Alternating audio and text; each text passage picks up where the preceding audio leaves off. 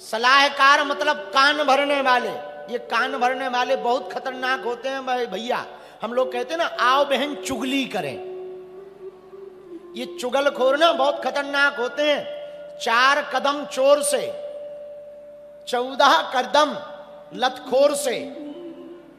4 कदम चोर से, 14 कदम लतखोर से, पर 74 कदम चुगलखोर से दूर रहना चाहिए।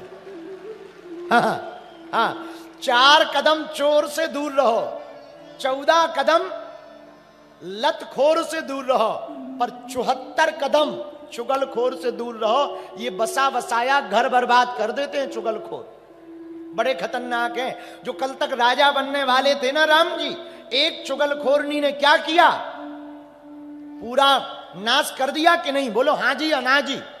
अरे बोलो ना। तो सलाह देने वालों से सावधान रहिए। एक बांदा की हिरनी थी, हिरनी। बगल में यहां बांदा में एक नदी है केन। केन नदी के किनारे पर एक हिरनी खड़ी थी बांदा में। ऊंट पार करके आया तो हिरनी ने पूछा पानी कितना है? ऊंट बोला घुटनों तक। बोले सही में? बोले कसम से।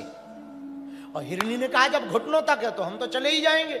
और जैसे ही वो गई सोई डुब पड़ गई, मरते मरते बची। बड़ी मुश्किल से निकली तो बाहर आकर के ऊंट को गाली देखी, बोली कि बड़ी बेशरम हो तुम, बड़े बेशरम हो तुम तो कह रहे थे घुटनों तक पानी है, मैं तो एक बार में ही डूब गई।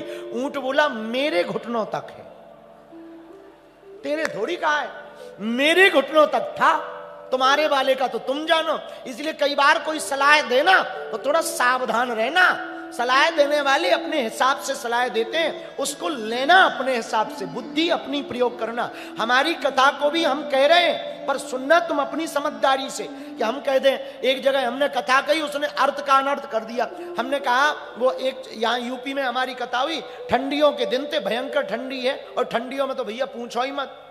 कई लोगों के नाम ज्वाला सिंह है, वो भी 2 रजाई में सो रहे।